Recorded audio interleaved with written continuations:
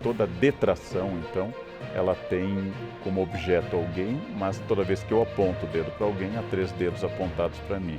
Teoria psicanalítica básica freudiana. Ao falar mal de alguém, imediatamente eu começo a estabelecer o fato que eu e você, ao falarmos de uma terceira pessoa, estamos estabelecendo uma aliança. Nós não somos aquela terceira pessoa.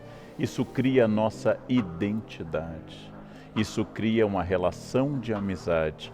Você é amigo também por falar mal de X ou Y e falar bem de X ou Y.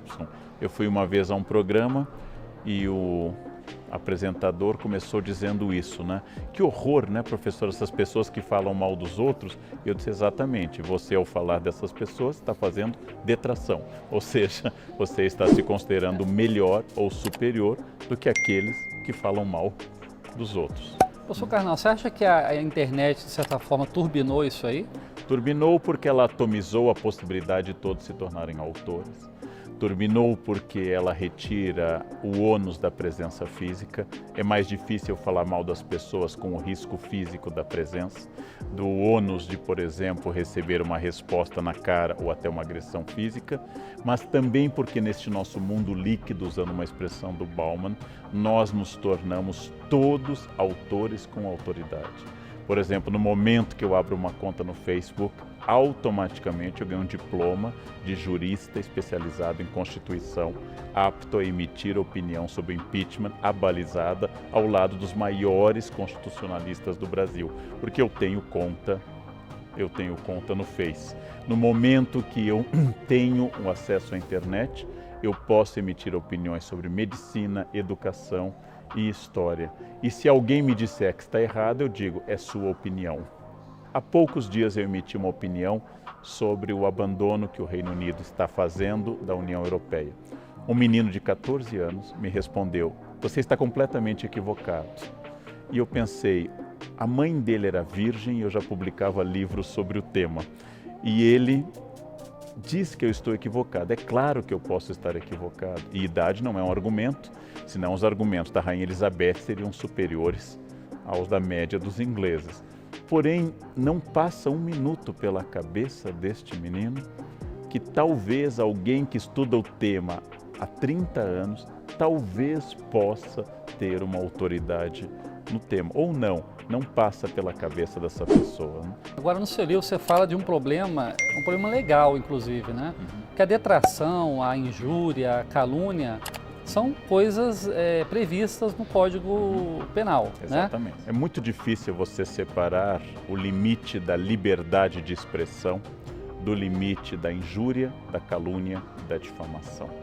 Em nome da liberdade de expressão, a gente acha que pode dizer tudo sobre todos. Ora, as palavras ferem, as palavras podem reduzir as pessoas, as palavras podem atacar, as palavras podem representar, inclusive, diminuição de questões profissionais das pessoas. Logo, como eu dou o exemplo no livro, no caso da escola, que foi caluniada, sendo escola acusada, base, né? Um caso clássico em jornalismo, caluniada a partir da fantasia de uma criança e a partir do depoimento de outras pessoas, essa escola foi destruída, as pessoas foram destruídas, era absolutamente sem nenhum sentido aquilo que está sendo dito. Por isso, liberdade de expressão é garantida pela lei e é um dos grandes privilégios da nossa vida. Porém, saber que as palavras ferem e destroem é fundamental na responsabilidade da imprensa e de todo cidadão que fala em público, ou que publica, ou que comenta. Este cuidado nós temos que ter. Professor Karnal, falando um pouco da área da história, que é a sua área, né? Falar mal do opressor é uma forma de detração ou seria apenas uma arma do fraco contra o poderoso? As duas coisas, porque, como eu dou o exemplo no livro, a estátua do Pasquino, que fica do lado da Piazza Navona, onde o Brasil tem embaixada, bem perto da embaixada brasileira, ela tem uma boca redonda, no qual os romanos há séculos colocavam ataques, ora aos papas, agora podia ser ao Berlusconi, a situação da Itália e assim por diante. O humor, a ironia popular, a charge, o veneno, é uma espécie de arma contra quem a gente não tem mais nenhum poder. Professor, o debate político de hoje é um poço de maledicências, né? O senhor acompanha isso muito bem. Sempre foi assim ou a gente está vivendo um momento excepcionalmente ruim? Sempre foi assim. No século XIX, quando Dom João VI chegou, o príncipe ainda regente, não Dom João VI, e colocou nas portas da Casas PR, Príncipe Real, os cariocas leram como ponha-se na rua. A detração política tem uma função. O problema se ela é apenas o ataque. E o problema maior é dar mais atenção à vida pessoal do candidato do que às suas propostas. O candidato ser ou não ser casado, o candidato ser ou não ser um homem fiel, o candidato ser ou não ser hétero é absolutamente irrelevante em relação às propostas dele para a economia, para a diplomacia, para os blocos econômicos e Agora, assim esse é um por modelo diante. bem norte-americano que a gente segue. Na Europa isso não acontece, né, A professor? Europa menos interesse na vida pessoal. Nos Estados Unidos, a cultura da democracia midiática tornou a vida pessoal mais importante. O candidato deve necessária e obrigatoriamente ir para a convenção do partido com a sua esposa, de preferência com 2 filhas, esse é o ideal. Se forem loirinhas, melhor ainda. E ele deve agradecer a Deus, logo em seguida a companheira que o acompanha há décadas, que é a sua esposa, beijá-la, não de forma erótica, mas de forma apaixonada, e passar a mão na cabeça das filhas. Ele deve dizer que família é tudo, então ele é livre para dizer suas ideias políticas. É quase que a carteira apresentada para ele poder ingressar na política, não? Agora, essa detração em voga na política brasileira, parece que, de certa forma, ela contaminou a sociedade, né? Essa história do Fla-Flu, como é que o senhor analisa a forma como as pessoas se tratam hoje? Pessoas que têm diferença política e se tratam sempre de forma detratando um ao outro, caluniando um ao outro. Nós sempre fomos detratores, essa é uma característica. Ulisses Guimarães chamou a junta militar de 1969 de os 3 patetas. Não era uma análise política, não era uma referência ao Moe, ao Larry, ao Joe, como uma tentativa de estabelecer uma proximidade com essas personagens. Porém, a detração é uma questão e é uma questão importante. A outra é o debate de Fla-Flu, nós e os outros, a adjetivação estúpida que tomou conta, porque ela não faz avançar o debate político. Na medida em que cada lado apenas adjetiva, cada lado apenas diz você é o mal e eu sou o bem, nós não temos um acordo político. Nós temos no Brasil desconfiança de 2 instrumentos. Não é que nós não possamos ter essa desconfiança, mas nós temos. Uma é o mercado como instância reguladora das coisas, e a outra é a política como instância onde eu possa resolver os problemas. Nós gostamos mais da força, da intervenção, do Estado e da fofoca. Acreditar na política como uma instância de harmonização é mais difícil entre nós. Dá mais trabalho, né? Dá muito mais trabalho, né? Professor, muitas vezes a fofoca ela é irracional, né? O senhor até comenta isso no seu livro. Ela não se dobra nem mesmo diante da realidade. Sim. Você mostra a realidade e a pessoa continua dizendo que a verdade é a fofoca dela. Como explicar isso? Porque ela responde a forças que a gente chamaria de atávicas, primitivas, tradicionais. Então, por exemplo, nós historicamente fomos governados por presidentes quase sempre acima do peso. De repente, uma presidente mulher está acima do peso e as pessoas comentam mais isso, que não comentavam nem nas barrigas proeminentes de Lula e seus antecessores.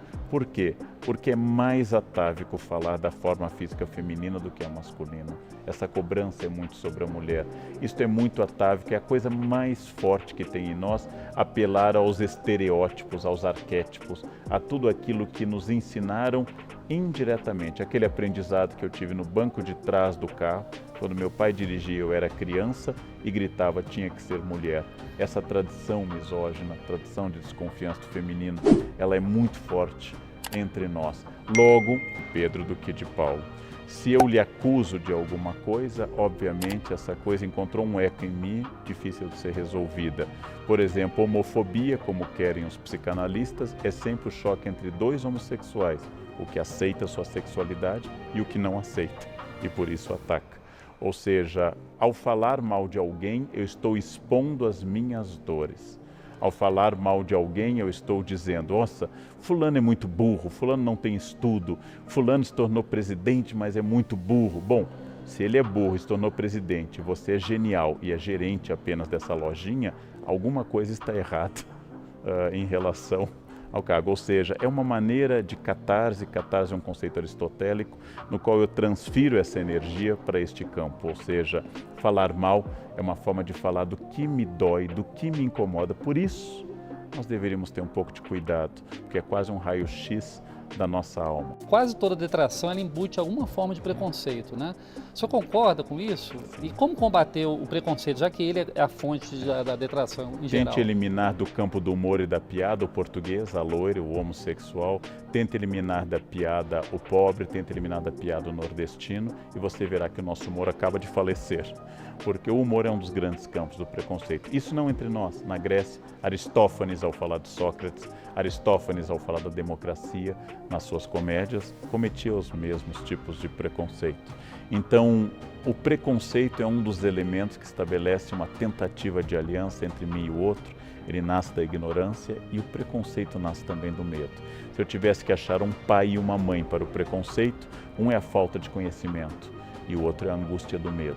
Essas duas coisas que existem em todas as pessoas, porque todos nós temos medo, elas fazem surgir exatamente isso. No alvo do meu preconceito está o meu desejo. Está o meu desejo a todo instante, aquilo que eu projeto no outro.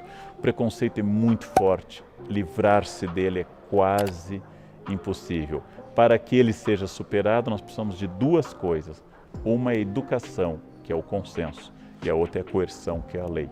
Eu acredito em campanhas e debates sobre, por exemplo, a presença do negro na sociedade brasileira fundamental e também acredito que nós precisamos continuar, que o racismo seja crime inafiançável. A junção dessas duas coisas faz com que as pessoas comecem a abandonar a barbárie do racismo. É preciso haver educação sobre o trato com as mulheres, que transforme as pessoas, e é preciso haver Lei Maria da Penha. Essas duas coisas podem resolver a médio e longo prazo. Imediatamente, não, porque nós somos formados por uma sociedade preconceituosa.